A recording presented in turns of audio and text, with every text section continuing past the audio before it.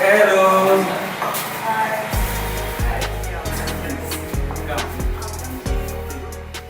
গুলশানে থাকতো, এখনও সেই বাসাটাই থাকে।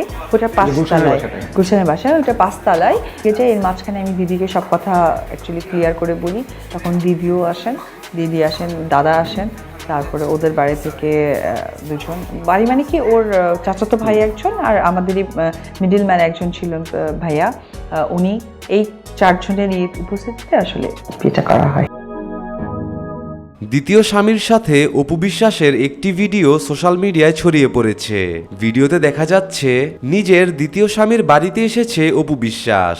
নায়িকার চোখে মুখে আনন্দ ফুটে উঠেছে। এ বিষয়ে অপুকে প্রশ্ন করা হলে অপু জানায়, এতদিন তো একা ছিলাম, এখন আমারও একটা ভালোবাসার মানুষ হয়েছে, আমিও তাহলে বুবলির মতো দ্বিতীয়বার প্রেগনেন্ট হব। ছিল একাকিত্ব, থাক। আমি একটা কথাই বলবো যে যেটা ফরগেটেড, যেটা আর সুখের সময়গুলো বয়ে আনতে চাই, কিন্তু চাই না আর খারাপের সাথে আর কখনো যায়। তো একাকিত্ব তো ছিলই, সাকিবের সাথে স্টিল আমার যোগাযোগ হতো না।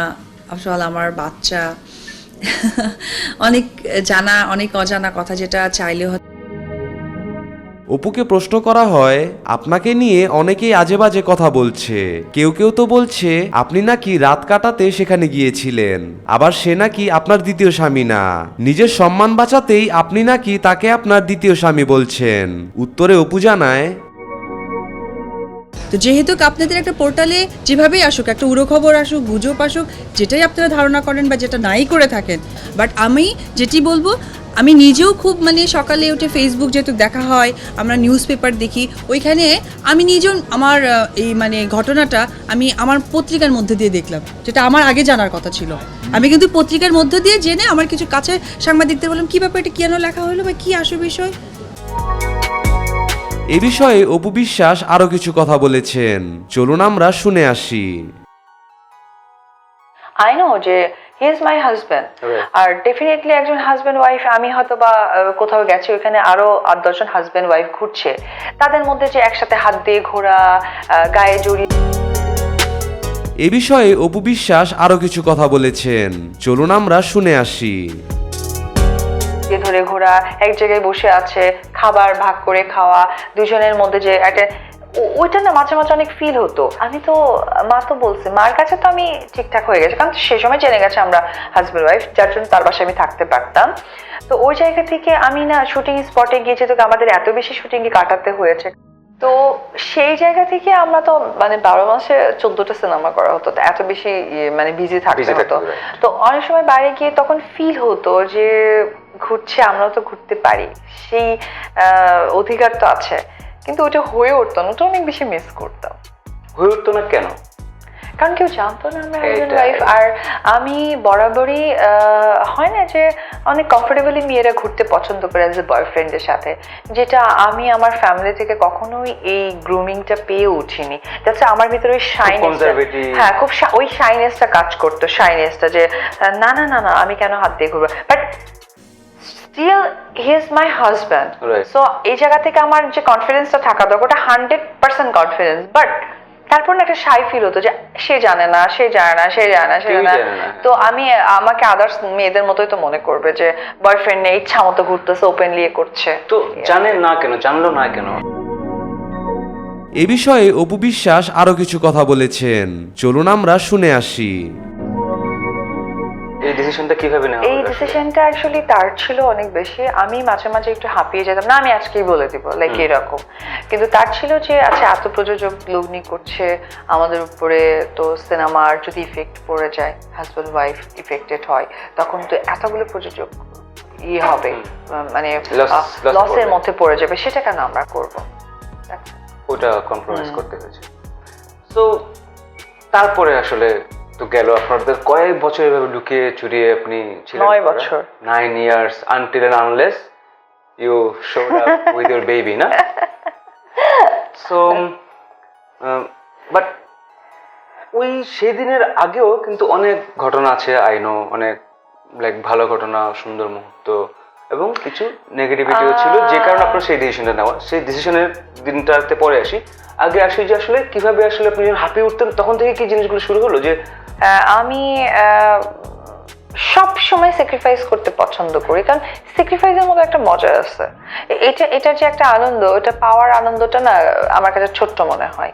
তো আমি সব সময় স্যাক্রিফাইস করে গেছি। আচ্ছা ঠিক আছে, মুভির জন্য বলছে, ওকে ফাইন। আব্রামকে নিয়ে ফেস করার আগেই মানে like you have showed the whole world আব্রামকে, এবং ওটা it was very surprising and shocking for like all of us, right? কিন্তু তার আগে তো আপনার একটা ব্যাপার ছিল, আপনি ভাবছিলেন যে হাঁপিয়ে উঠছেন আপনি। অ্যাকচুয়ালি আব্রামের যেটা হয়েছিল, আমি সবকিছু ম্যানেজ করতাম, কিন্তু একটা সময় না মনে হয়েছিল কি আমি আব্রামের ব্যাপারটা এইভাবেও আমি সামনে আনতাম না। আমার তখন অলরেডি আব্রামের 6 মান্থ এজ হয়ে গেছে। তো এ বিষয়ে অপু বিশ্বাস আরো কিছু কথা বলেছেন, চলুন আমরা শুনে আসি। 2 মাসে তো আমি বাংলাদেশে নিয়ে আসি, 4 মাস অবধি রেখেছি। 4 মাসের মধ্যে ওকে 2বার ডক্টর কাছে নিতে হয়েছিল ফর টিকা। তো টিকার মধ্যে যেটা হয় না, বাচ্চারা কিন্তু টিকা দেওয়ার পর প্রচুর কান্না করে, তখন কিন্তু ল্যাকটেটিং মাদারকে খুব কাছাকাছি থাকতে হয়। তো ওই সময়টা আমি ওর সাথে থাকতে পারতাম না। প্রথমবার না, শিলিগুড়িতে না না না, আমি 2 মাসে বাংলাদেশে চলে আসছি। তো ও সাথে যখন আমি টিভিতে আসি তখন ও অলরেডি ওর 6 মান্থ। তো ওই জায়গা থেকে ওকে 6 মাস হতে গেলে যে 4 মাসের মধ্যে 2বার ওকে আমার টিকা দিতে হয়েছিল। তো টিকার সময় ফিডিং বেবিদের জন্য মাকে কাছে থাকা খুবই জরুরি, বিকজ সে কন্টিনিউয়াসলি কান্না করে। তো ওই জায়গা থেকে প্রথমবার আমি টলারেট করেছিলাম, মানে ভালো লেগেছে। হয় না, মানুষের মন তো সবসময় তো আর বুঝে রাখা যায় না। সেকেন্ড টাইম যখন ওকে টিকা দিয়েছিল, টিকা দেওয়ার পর ওর কান্নাটা থামছিল না। তো মানে অনেক সময় বলা হতো এটা আমার ননদের বেবি। ওরও সেম টাইমে বেবি হয়েছে, ওরও মেয়ে হয়েছে, আমার তো ছেলে। আমারটার থেকে 3 মাসের বড়, আমারটা 3 মাসের ছোট। তো ও যেহেতু ল্যাকটেটিং মাদার, সো ও দিতে পারবে, তো আমি কেন আমার বাচ্চাকে অন্য ফিডিং করাবো? এটা খুব উইয়ার্ড না? তো ওইটা আমার একটু মাইন্ডে লাগে। মানে ওটা একটা হয় কি, আমার একটা জেদ বা ফিল বাজে সবকিছুই কাজ করে, যে আমার ছেলেকে আমি টিকা দিয়েছে, কান্না করতেছে, আমি কেন ফিডিং খাওয়াতে পারবো না? কারণ ওকে ল্যাবরেটরি টিকা দেওয়া হতো, ল্যাবরেটরির সমস্ত ডক্টর ওরা সবাই তাকে চিনতো।